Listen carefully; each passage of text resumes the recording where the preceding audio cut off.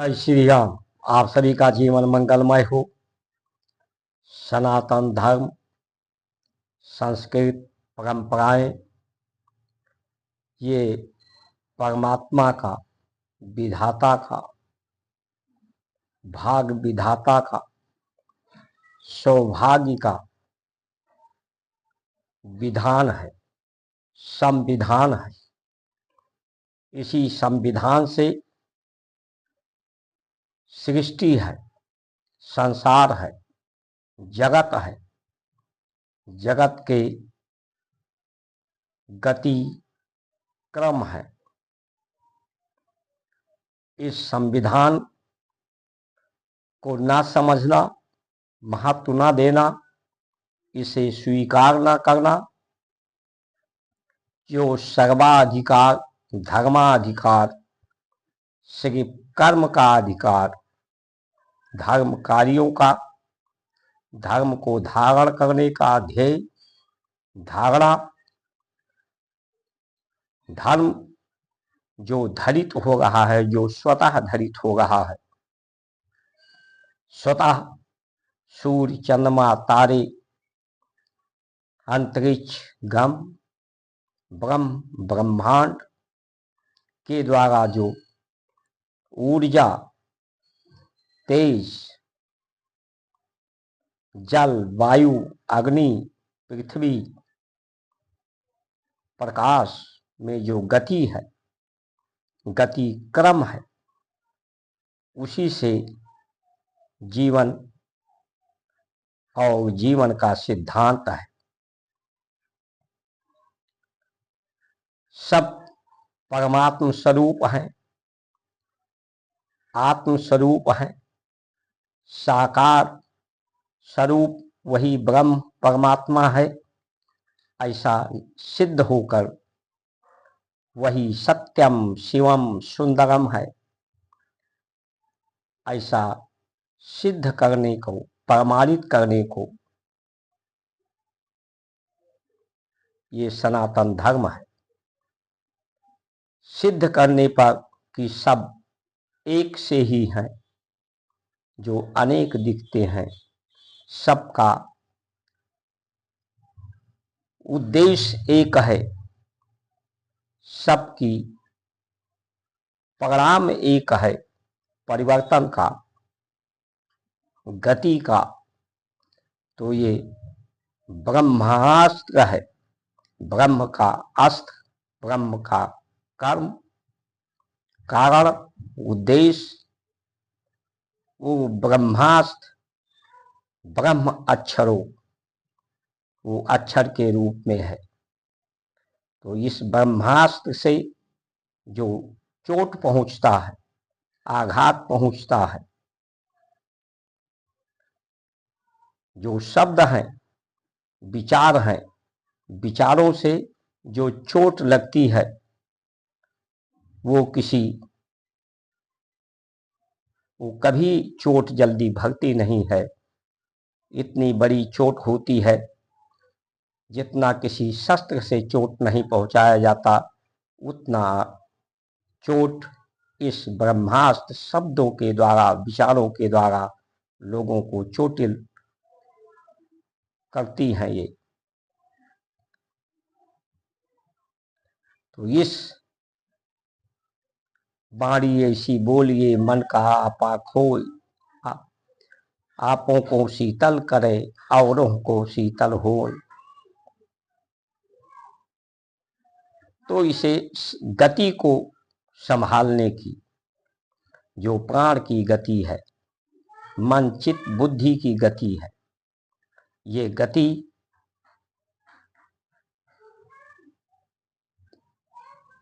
के द्वारा ही मैराथन हो रहा है, मंथन हो रहा है, भंजन हो रहा है। ये गति मंथन भंजन से शरीर के अंदर भी, प्रकृति के अंदर भी इससे स्फुरा पैदा हो गई है, स्फूर्ति पैदा हो गई है, आनंद पैदा हो रहा है, सुंदरता पैदा हो गई है, शक्ति पैदा हो गई है। प्राण की गति जब शून्य होती है, प्राण की गति स्थिर होती है, चित्त मन बुद्धि शरीर स्थिर होता है। प्राण की गति पृथ्वी तत्व मूलाधार में, जहाँ सोच के स्थान के थोड़ा सा ऊपर, वहां जब रुकती है तो दूसरी गति जो दूसरे नासाक से प्राण नीचे पहुंचता है, दोनों टकराते हैं तो आलोक प्रकाश अलौकिक होता है, तो जीवन अद्भुत होता है, प्रकाशित होता है। प्रकाश ही ज्ञान है, प्रकाश ही शक्ति है। तो आज के समय में ब्रह्मवृत्ति का सम्मान नहीं है, ब्रह्म विद्या का सम्मान नहीं है। ब्राह्मणों की उपेक्षा, ब्राह्मण वृत्ति की उपेक्षा, ब्रह्म के गति में गतिरोध इस आधुनिक समय ने पैदा किया है। इस आरक्षण व्यवस्था से ब्राह्मण का कोई अहित नहीं है। इससे अहित देश का है, समाज का है, प्रकृति का है, धरती का है, पूरे विश्व का अहित है। पूरे विश्व की छत विछित अवस्था है। एका अधिकार, एक का अधिकार, चाहे राजनीति में हो, एक ही पार्टी पूरे भारत पर अधिकार चाहती है। एक ही व्यापारी सभी व्यापार पर अपना अधिकार चाहता है। जब ब्रह्म विद्या, ब्रह्मवृत्ति, ब्राह्मणों का सम्मान से ही सबका उत्थान, जीवन उत्कृष्ट। उस समय वेद विद्या के द्वारा हर व्यक्ति वैज्ञानिक था, हर व्यक्ति न्याय मुक्ति था, धर्म मुक्ति था, प्रेम मुक्ति था, परमात्म मुक्ति था। हर व्यक्ति स्वयं अपने आप में वैध था। सब एक दूसरे को संभालने वाले थे, आदर करने वाले थे। माता पिता गुरु प्रकृति धरती को, गुरु गोविंद दोनों खड़े, काके लागू पाए, बलिहारी गुरु आपको, जो गोविंद दियो बताए। हमारे यहाँ गुरु की महिमा, ब्राह्मण की महिमा को सर्वोपरि माना गया है। तो इस जो ब्राह्मण का, ब्रह्म विद्या का, ब्रह्मवृत्ति का, ब्रह्म के गति का जो गतिरोध पैदा हो रहा है, इससे क्षमताएं घट रही हैं। मनुष्य की सहन शक्ति, पाचन शक्ति, स्मरण शक्ति, आध्यात्म शक्ति, मन शक्ति, आत्मा की शक्ति, बुद्धि की शक्ति, यहाँ तक अब संतान उत्पत्ति की शक्ति भी घट रही है। आज संतान इस आधुनिकता के कारण ऐसी स्थिति बन रही है कि लोग संतान क्यों पैदा करेंगे, जब संतान अपने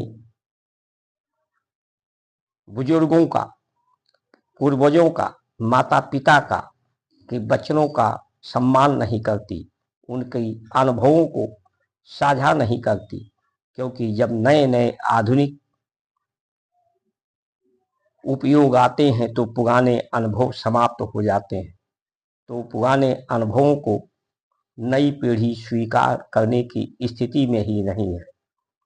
आज बेईमानी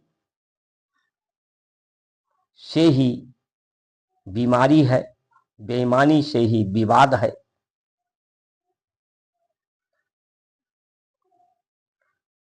संसार सुंदर है, लेकिन ये सुंदरता तभी तक है जब इसे देखा जाए, देख करके संतोष हो।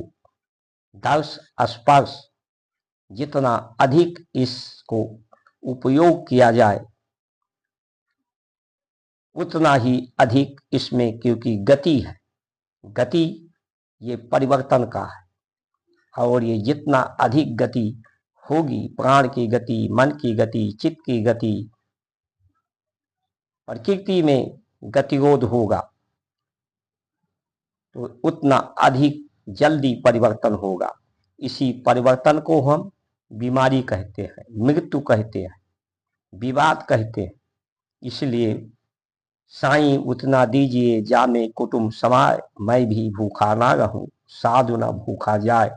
यानी कम से कम संसार का उपयोग करना, संसार के वस्तुओं का उपयोग करना, क्योंकि इसमें विषय है, विषय वासना है, काम वासना है, जो जल्दी से जल्दी इस शरीर का परिवर्तन, क्योंकि ये शरीर प्रकृति से बना है, मिट्टी से बना है, उसी में जल्दी से जल्दी परिवर्तन हो करके फिर ये मिट्टी हो जाता है। तो इसमें पूर्ण आयु मिले, जीवन के पूर्ण अर्थ को सिद्ध करने का, कि सब परमात्मा के स्वरूप हैं, एक ही परमात्मा है, एक से ही सब अनेक हैं, सर्व एक समान है, सबका हित हो, अहित किसी का न हो, किसी के अहित को करके किसी का हित न हो, सर्वा अधिकार हो, कर्म करने का, फल की इच्छा ना हो, फल हमारे हाथ में नहीं है, जो फल है वो पहले से निश्चित है। आज लोग दुविधा में है, दुविधा बढ़ रही है, साधन से दुविधा पैदा होती है, दो विधा, अनिश्चय, क्या करें क्या ना करें, क्या उचित है क्या अनुचित है, और साधना, इंद्रियों की साधना, मन की साधना, आसन की साधना, प्राण की साधना, वाणी की साधना, दृष्टि की साधना, आहार की साधना से ही ये दुविधा समाप्त होती है। इसलिए ब्राह्मण की स्थिति आज सभी पार्टियां चाहती हैं कि वो उसकी तरफ आकर्षित हो जाए। क्यों आकर्षित हो जाए? ये दुविधा को बढ़ाने के लिए, बेईमानी को बढ़ाने के लिए, एकाधिकार बढ़ाने के लिए, ब्राह्मण का वृत्ति का अपमान, यस्य यज्ञ लगा करके आज सभी पार्टियां लगभग ब्रह्म विद्या का, ब्रह्म वृत्ति का अपमान कर रही हैं। इसलिए सभी ब्राह्मणों को एकजुट होकर के ना किसी के पक्ष में जय जयकार करना चाहिए, ना किसी के विपक्ष में विरोध करना चाहिए। सापेक्ष जीवन जीना चाहिए। जय श्री राम।